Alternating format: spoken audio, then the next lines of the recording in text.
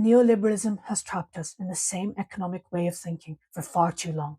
If you want the truth about how the economy really works, you have come to the right place. Welcome to Mission Undercover. The first misconception that has become established within our minds is the belief that governments are limited in their spending just like households are.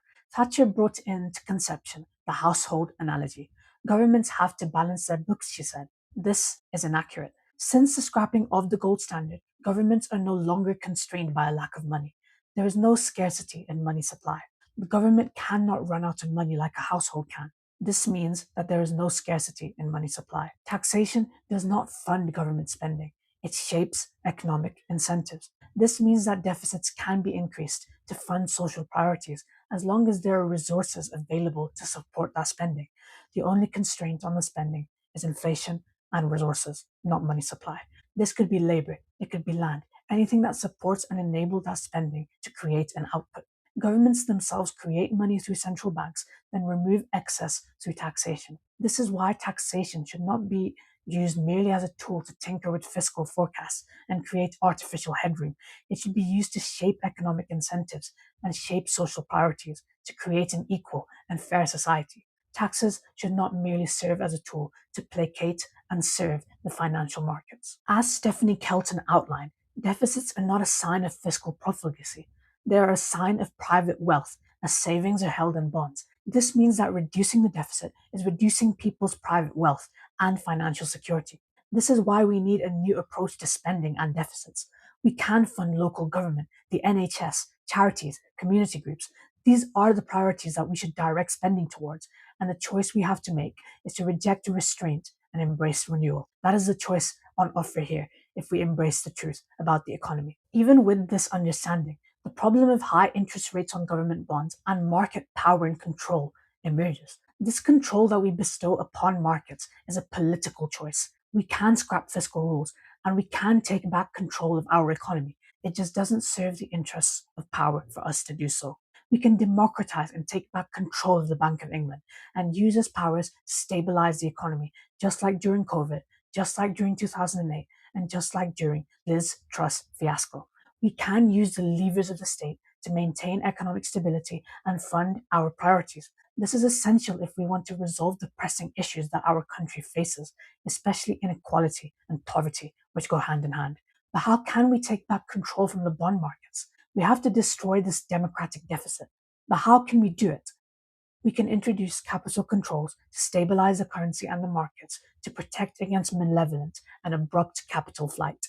We can also use the Bank of England to stabilize the markets and prevent interest rate spikes. We cannot be held hostage by the markets any longer. We have to reclaim democracy from the control of the financial markets, or we risk the collapse of society as we know it. Like this, address inflation, a constraint which is very real and very damaging.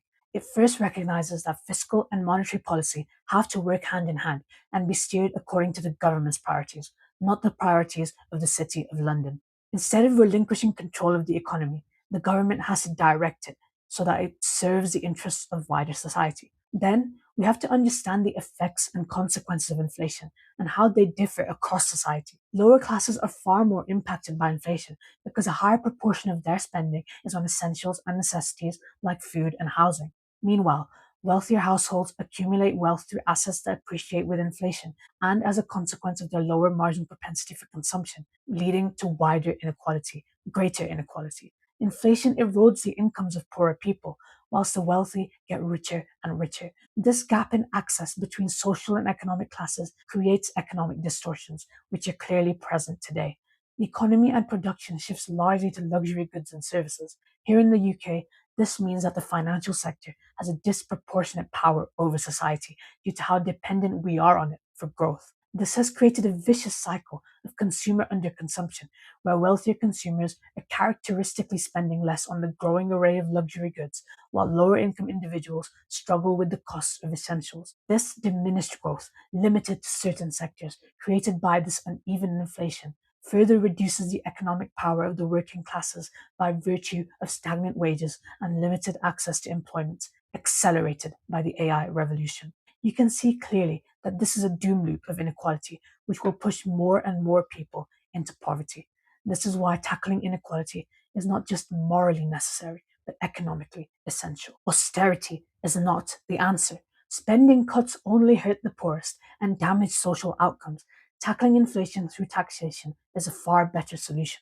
Reducing taxes on producers to reduce cost push inflation is the best strategy. Increased demand side taxes on consumers are economically and politically damaging. Inflation being largely due to structural and production issues, such as global supply chains, rather than excess demand, also means that we have to seriously reconsider our approach to globalization. Rather than neglecting our industrial areas and domestic industries, we need to support new industries and keep them within our country rather than exposing them to foreign buyouts. We also need to support employment within our own country and revive beleaguered industrial areas. Economist Richard Murphy also suggests 0.5% transaction tax on all financial transactions as a more effective and more painless way of keeping inflation within control. This, alongside increased controls and taxes on extreme wealth, will curtail the immoral excess and inflation by extension. A system like this is far preferable to the financialization and exploitation of the current interest based economy, which drives governments to neglect the real economy and social priorities in favor of corporate interests and wealth accumulation. Interest rates are not as effective as some may believe for controlling inflation. Interest decisions have a large time lag and are largely preemptive. Inflation is also largely a global phenomenon, so can't be addressed only domestically, addressing domestic demand. It is also clear that central banks and the political system are in the depths of corporate capture. Financial interests control our society, so an immoral and inefficient system is sustained. There is also evidence that increased rates can lead to increased inflation. Firms could choose to raise prices if they hold variable rate debt, or if they choose to protect investment amidst raised borrowing costs. High interest rates being accompanied by a relatively expansionary fiscal policy can help accelerate this as well, as we are seeing now. Firms and households expect high inflation, so set prices, waging, and consumption accordingly. This can lead to higher inflation with higher interest rates, a paradoxical outcome. Our response should be to suppress interest rates to near or at 0%, as we had from 2010 to 2020. This is not disregarding the effectiveness of interest rates for controlling inflation completely. It is recognizing that inflation is largely not a demand-based phenomenon here in the UK. Concerns of a liquidity trap can be addressed by having an expansionary fiscal policy to stimulate economic activity and inject liquidity, whilst issuing forward guidance committing to keeping rates low. It is clear that interest itself is immoral and economically destructive. Instead of risk and reward being shared evenly, lenders are rewarded disproportionately, whilst borrowers bear the full burden of risk with minimal security. This widens inequality further. The middle classes and working classes are trapped and hamstrung with mortgage and student loan debt, whilst wealthier people who have a stake in lending or in assets continue to accumulate wealth unfairly. The consequence of an exploitative, interest based economy is inherent financial instability. This was outlined powerfully by Hyman Minsky in his financial instability hypothesis. Creating money out of money through interest rates inflates asset prices and creates credit bubbles. High levels of personal debt mean that the economy is at risk of collapse at any moment. If borrowers default on their loans, the economy dies and is so deeply reliant on credit. This reveals one crucial fact, that credit is a key component of aggregate demand in the economy. When banks lend money, they create new money rather than transferring existing deposits held from savers. This means credit creates new spending in the economy, adding to aggregate demand. It also explains why a collapse in the ability to service debt collapses the economy, as we saw in 2008. How we tackle this is by making sure that financial speculation is appropriately regulated so that 2008 can never happen again. Then, we also need to reduce the high levels of personal debt through reforming the housing market and introducing student loan relief like Biden in the USA. This will also help to improve outcomes for young people and the middle classes. It also means cancelling or writing off all unjust, immoral, interest based debt to ensure that there is justice, but also economic stability.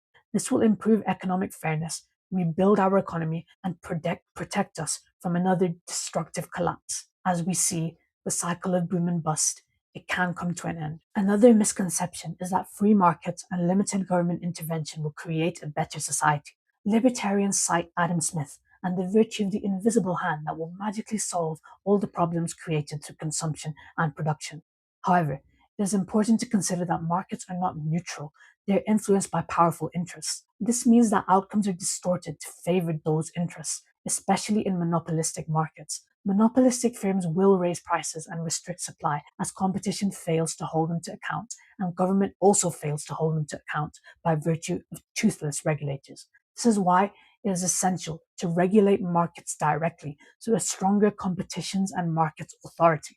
But we also have to intervene for the consequences of market activity and reshape how the state interacts with markets themselves. Currently, governments spend billions subsidizing immoral profits like oil and gas or private equity as they are persistently lobbied by corporate interests to do so. We need to reevaluate every subsidy we give out to make sure that we are not creating perverse incentives and outcomes. Then, we need taxes to manage areas of harm as well. Ultra processed foods are a very good example of this. They should be taxed more on the production and the consumption side to disincentivize both purchases and production. But the actual ingredients of these foods also need to be appropriately regulated to safeguard public health. It is the duty of government to protect the public interest and ensure social welfare.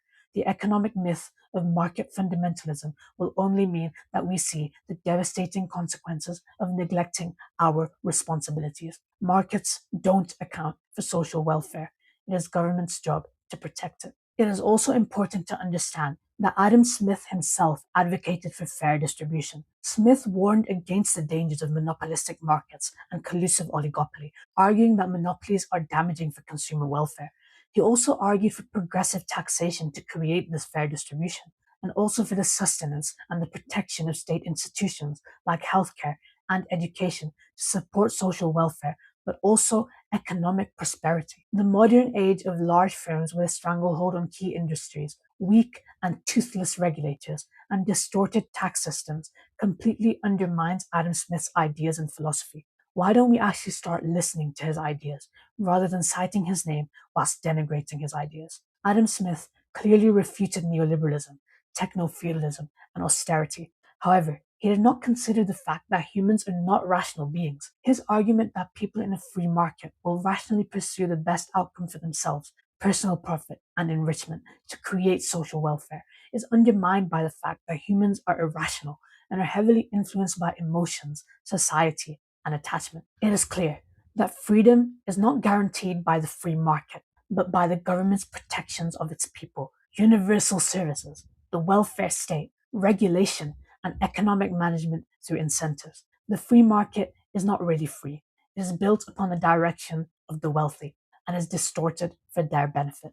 An uneven tax system, regulatory loopholes, and unfair advantages. The unrestrained free market relinquishes control from the majority to an elite few. Control is still restrictive and concentrated, but in malevolent and unaccountable hands. Excessive private power is just as corrosive as state encroachment. It is time to reclaim democracy and rebuild the market for the modern age. Another economic myth is the Laffer curve. At a private meeting with Dick Cheney, Arthur Laffer randomly sketched a graph of tax revenues against tax rates on the back of a napkin, arguing that higher tax rates lead to lower tax revenues. This was used as a justification for regressive tax cuts under Thatcher and Ronald Reagan in America. However, this idea completely ignores inequality, as noted by Richard Murphy. Tax avoidance occurs regardless of tax rates by wealthier people, whilst workers who are locked into contracts can't just stop working when tax rates increase. Revenues from tax are therefore largely fixed, despite some businesses or individuals leaving the country or engaging in profit shifting. Even then, it is minimal. Most wealthy people don't leave their home countries, and capital flight from wealth taxation is largely a myth. Despite increasing capital gains taxes and dividend taxes under Labour, less than 1% of UK millionaires have left the country, undermining Farage and right wing newspaper claims that there's an exodus of wealth from Britain. Even if there was an exodus, it would be welcome to remove people who don't subscribe to British values of contribution and fairness. The inaccuracies of the Laffer curve prove that trickle down economics will never work. It is clear that our economy is broken. The same tired doctrines can no longer be sustained if we want improvement and change. Let's stop believing the lies and deceit that they are showing us. Embrace the truth to create justice. Look past the lens that power displays and gain the key to unlocking a better future, a future that builds a society for the many, not the few.